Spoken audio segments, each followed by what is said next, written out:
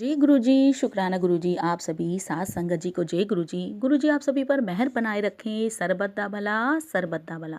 संगत जी मैं आशा करती हूँ कि आप सभी स्वस्थ और मस्त होंगे। संगत जी आज का सत्संग मुनीत जाखर अंकल जी का है, जो कि बहुत ही प्यारा सत्संग है। आप सत्संग को अंत तक जरूर सुनिएगा ताकि आपको आपके सवालों के जवाब सत्संग के माध्यम से प्राप्त हो सके।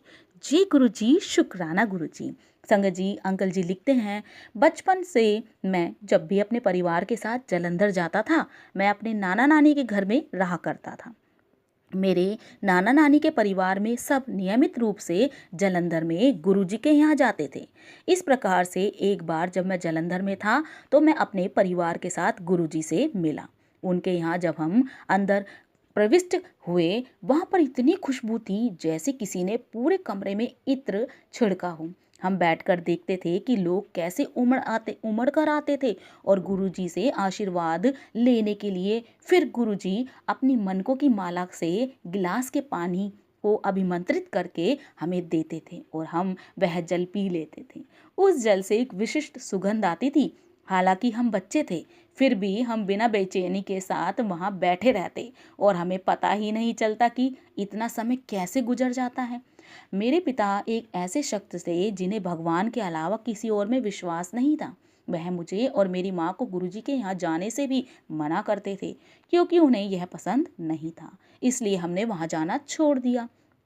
करीब 8 साल तक हम गुरुजी के यहाँ नहीं गए, किंतु मेरी मामी और ममेरी बहनें नियमित रूप से वहाँ जाते रहे। गुरुजी अक्सर हमारे बारे में पूछा करते थे और उनसे कहते थे कि हमें वहाँ आकर उनसे मिलने के लिए आना चाहिए, और वह उनको बता दिया करते थे। कुछ समय के बाद गुरुजी दिल्ली चले गए। 2003 में MBA करने के लिए मैं दिल्ली आ गया। हालांकि मैं अकेला रहता था और मुझे मदिरा पसंद थी। मैंने शराब पीना शुरू कर दिया।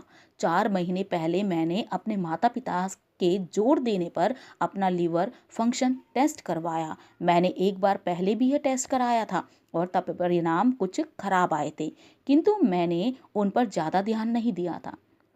इन परिणामों के आधार पर एक सामान्य व्यक्ति को कुल 40 IUL इंटरनेशनल यूनिट्स प्रति लीटर होना चाहिए, जबकि मेरे परिणाम 347 यूनिट सामान्य से कहीं ज़्यादा थे।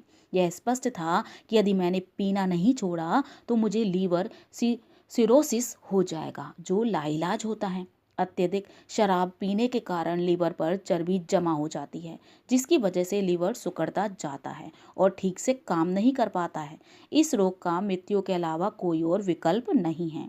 इस दौरान मेरी माँ मेरे साथ रहने के लिए आई थी, क्योंकि मैं अपना घर वसंत कुंज से द्वारका बदलने की सोच रहा था और वह मेरी सहायता करने के लिए मेरे साथ रह रही थी।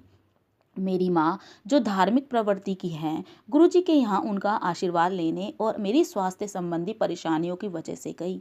वह गुरुजी के यहाँ नियमित रूप से जाने लगी और उन्होंने मुझ पर भी वहाँ चलने के लिए जोर डाला। एक दिन गुरुजी ने मेरी माँ को कहा कि उनकी संतान बहुत पीड़ा में है और मुझे आने के लिए कहा। मैंने गुरुजी के यहाँ जाना शुरू कर दिया। मेरे पिता इस बात से अनजान थे कि हम गुरुजी के यहाँ जा रहे थे। मैं अपना काम खत्म होने के बाद सीधा गुरुजी के यहाँ जाता था। चाय और लंगर ग्रहण करके फिर मैं घर आ जाता था। मैंने कुछ संगत से गुरुजी के गुणगान सुने और वह यह भी बताते थे कि कैसे गुरुजी ने लोगों की मदद की और उनके कष्टों को दूर किया। लोगों को उनके रोगों से मुक्ति मिली थी, जैसे कैंसर, हृदय रोग इत्यादि। लोगों को उनकी आर्थिक परेशानियों से भी मुक्ति मिली थी और अब सब खुश थे। गुरुजी ने मेरी माँ को उनके पास 10 दिन लगातार आने को कहा और ताम्र लोटा लाने को कहा, जिसे उन्होंने अभिमंत्रित करके और रोज सुबह उससे जल पीना मैंने शुरू कर दिया। मैं नियमित रूप से गुरुजी के यहाँ जाने लगा और जब मैं वहाँ बैठा करता था तो बस एक ही चीज का ध्यान लगाता था, उनका आशीर्वाद। एक दिन मैं अपने एक दोस्त, जिसका इलाज भी इसी रोग के लिए चल रहा था, द्वारा बताए हुए डॉक्टर के पास गया। मेरा वह दोस्त भी वही दवाइयाँ ले रहा था जो मुझे लेने के लिए कही गई थी। उसे उस दवाइयों लेते हुए शायद 4 महीने हो चुके थे और अभी तक उसके परिणाम सामान्य नहीं हुए थे।